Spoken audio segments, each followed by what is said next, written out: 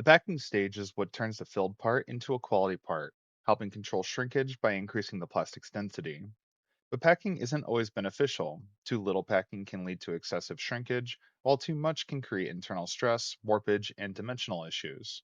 I'm Alex Baker, and in today's key question review, we'll learn how to evaluate the efficiency of your packing stage in Moldex3D and determine whether your part is being overpacked.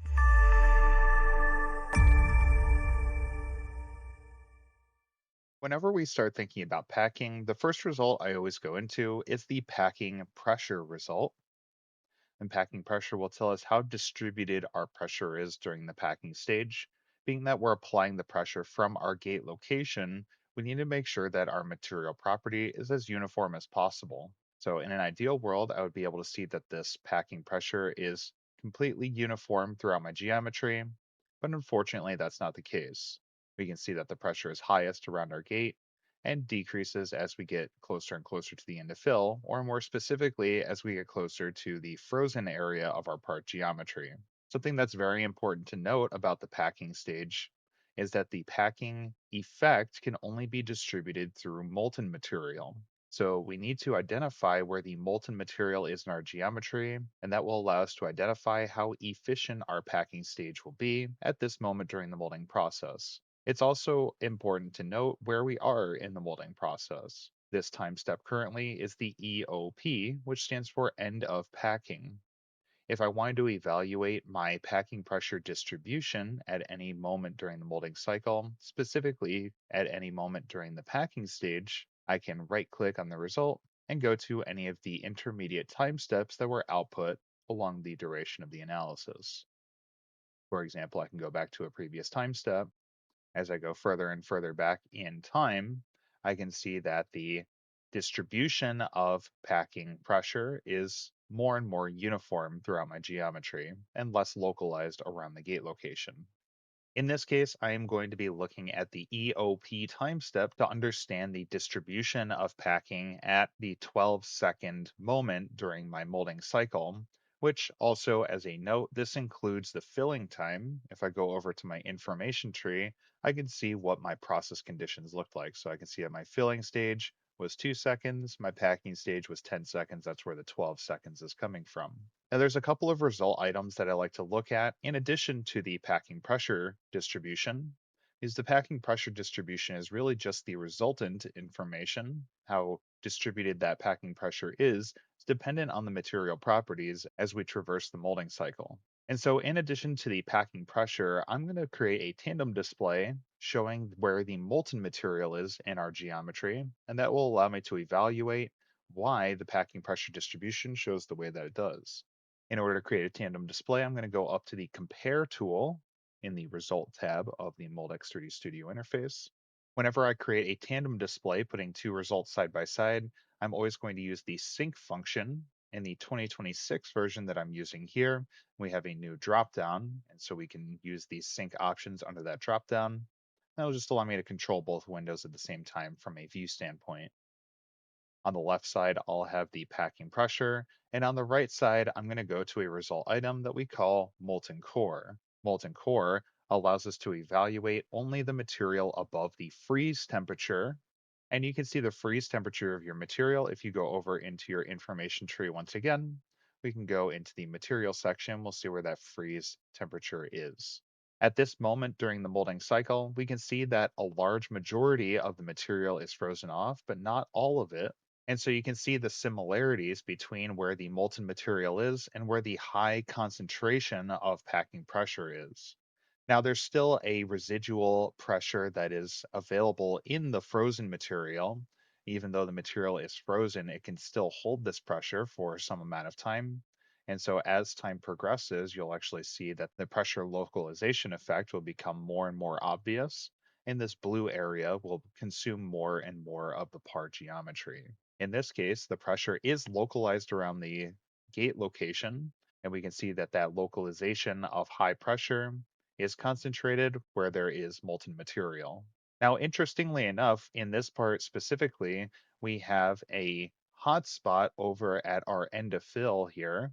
This material is still molten and therefore still can be packed out. However, unfortunately, at this moment in time, The molten material at our gate is disconnected from the molten material at the end of fill. So while this material still has the ability to be packed out, we cannot distribute the pressure from the gate to that area because the material in between those two areas is frozen off. That means that this area is a high temperature with a low packing effect, which means that it could have a high amount of shrinkage with respect to the rest of the part. The primary intent behind the packing stage is to make sure that we can get a nice uniform material property across our geometry, kind of like when we talked about the temperature distribution in the video here. We were able to achieve a nice uniform temperature distribution throughout the core of our geometry. Here we're trying to make sure that we have a nice uniform pressure distribution across our geometry so our part shrinks uniformly, minimizing the warpage effect. All right, now that we understand how and why the pressure distribution is the way that it is, now we can start to look at some of the consequences of this pressure distribution. In our packing result list, we have a couple of other result items that can help us evaluate the consequences of this information that we've just learned. The first of those is going to be the density distribution. The density distribution allows us to evaluate how uniform the density is throughout our geometry. I can use the information along the surface, or I can slice through my part and understand what that density distribution looks like across the core of our geometry. We can do so in a similar way to how we did the temperature distribution. I can create multiple slices. I'll do 10 in each of the XZ and XY directions. And so we can understand how the density changes from the gate location to the end of fill. You can see the material around the gate has a much higher density, meaning that it is packed out more efficiently, being that it is packed out more than the material at the end of fill. I can also do a very similar thing with the volumetric shrinkage distribution. On the left side, I'll have the density distribution. On the right side, I will have the volumetric shrinkage distribution. These two are actually pretty much inverse of one another. Where you have a high density, you will have a low shrinkage. Where you have a low density, you'll have a higher shrinkage relatively. I can once again do a slicing grid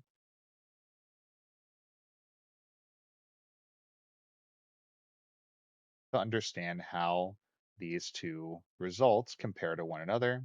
And so we can see that where the density is high, the shrinkage is low, just as I mentioned a moment ago.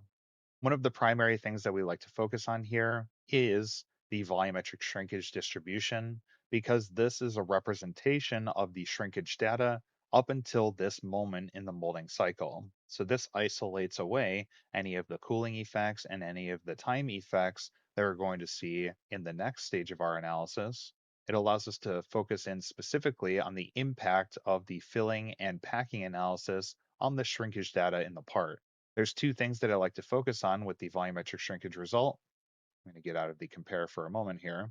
The first one is the distribution, as we just saw, as compared to the density distribution. The second one is the value of shrinkage.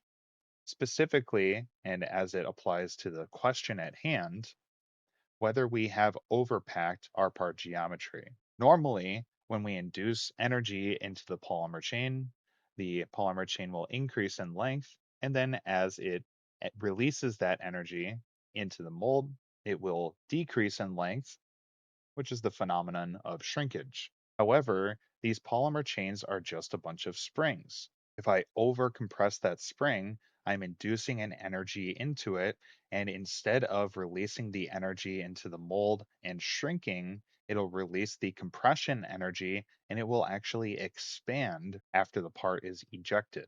This is what we call volumetric expansion, or what is more commonly termed as overpacking, and this will present itself as a negative shrinkage value. And so if I look at the bottom of my scale over here on the right side, I see that I have a negative shrinkage value, which indicates to me that I have overpacked my material. This means that either my packing time is too long or that my packing pressure is too high. In this case, we already looked at the molten core result and we saw that the material around the gate is still molten, meaning that we should still give it some time for the gate to freeze off from the rest of the part. Now, given we are assuming a melt entrance directly on the top of the gate, so it is going to take a little bit longer for that material to freeze anyways. But we can see that the material in the part around the gate is still pretty molten.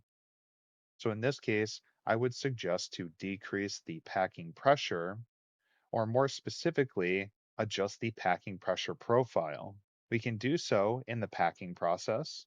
When I open up my process wizard under the filling packing section, I can go into my packing pressure profile. In this case, I've set the packing pressure to be 70% of the VP switch pressure, which is usually a good textbook value to use. However, we can see that we're using this pressure for the entirety of the packing process.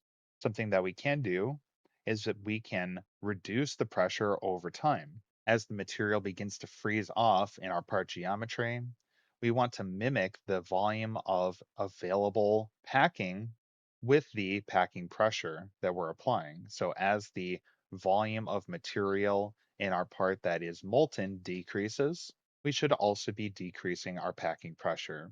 I can do so in two ways. I can either do so with a stepwise profile, which is more common. I can increase multiple sections, and then over time, I can decrease this value. You can also change the timings of each of these steps as well. In addition, you could do a polyline, which will just allow you to gradually decrease rather than doing it in a stepwise fashion. Ultimately, the aim here is to achieve a nice uniform material property throughout our geometry. And if we're able to balance out the shrinkage across our part, we're able to get a nice uniform shrinkage, which will decrease the potential for warpage. In the next section of the key question review series, we're going to be going through the cooling results, allowing us to interpret the impact of our cooling system on our part geometry and allowing us to evaluate the efficiency of our cooling system as a whole. Thank you for watching this key question review. If you have any topics that you'd like to see discussed in the future, you can leave those in the comments below. You can leave a like on your way out. And if you'd like to be notified of when videos like this get posted in the future, you can subscribe for free to the Moldex3D North America YouTube channel at the bottom of this video. Thank you for watching, and we'll see you in the next one.